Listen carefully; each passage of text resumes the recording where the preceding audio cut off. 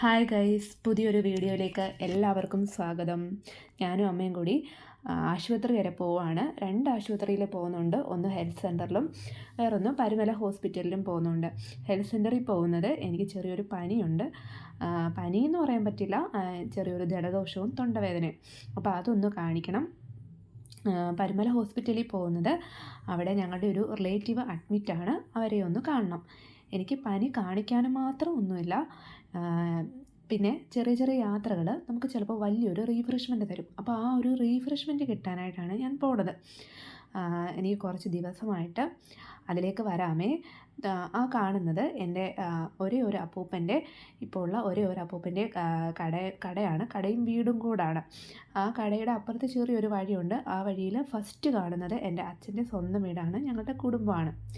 ഇത് എൻ്റെ കൊച്ചിൻ്റെ കാറാണ്. വെറുതെ ഞാൻ കണ്ടപ്പോൾ എടുത്തതാണ്. അങ്ങനെ പോകുമ്പോൾ അമ്മയുടെ ഒരു കസ്റ്റമറെ കണ്ടു. അമ്മയ്ക്ക് തുണിയുടെ ചെറിയൊരു ബിസിനസ് ഉണ്ട്. അപ്പോൾ അതിൻ്റെ ചെറിയൊരു അതിൻ്റെ ഇടയിൽ അമ്മ ഒരു ബിസിനസ്. അപ്പോൾ അങ്ങനെ ഞങ്ങൾ ഹെൽത്ത് സെൻ്റർ എത്താറായി. പക്ഷേ ഹെൽത്ത് സെൻ്റർ എനിക്ക് എടുക്കാൻ പറ്റിയില്ല.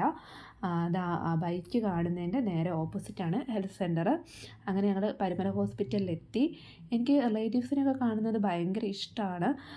പക്ഷേ ഞാനിപ്പോൾ ഇങ്ങനെ ഉള്ള വിസിറ്റൊക്കെ കഴിവതും ഒഴിവാക്കുകയാണ് പതിവ്. കാരണം കല്യാണമായില്ലേ, ജോലി ആയില്ലേ എന്നൊക്കെയുള്ള ഈ ചോദ്യങ്ങൾ പേടിച്ചിട്ട് ഞാനിങ്ങനെയൊക്കെയുള്ള ഇത് കഴിവതും ഒഴിവാക്കുകയാണ്.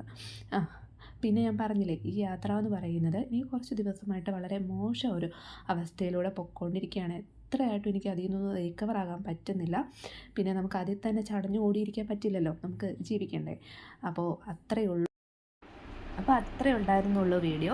പിന്നെ ഞാൻ ഓർത്തു, ഞങ്ങൾ തിരിച്ചു വന്നപ്പോൾ കുടുംബത്തിൽ കയറിയിരുന്നു. അപ്പോൾ അവിടുത്തെ പൂച്ചക്കുട്ടിയൊക്കെ ആയിട്ട് കുറച്ച് ഫോട്ടോസ് എടുത്തു. എനിക്ക് പൂച്ചക്കുട്ടീനെ ഭയങ്കര പേടിയായിട്ടോ. പിന്നെ അവരുമായിട്ടൊക്കെ നല്ല ഇണങ്ങിയ പൂച്ചയായതുകൊണ്ട് നമുക്കപ്പോൾ ഒരു സ്നേഹം തോന്നുമല്ലോ. അപ്പോൾ അങ്ങനെ ഫോട്ടോസ് എടുത്തതാണ്. ആ ഫോട്ടോയിൽ കണ്ടത് എൻ്റെ അനിയനാട്ടോ. അപ്പോൾ അത്രയേ ഉള്ളൂ. ടാറ്റാ, ബൈ.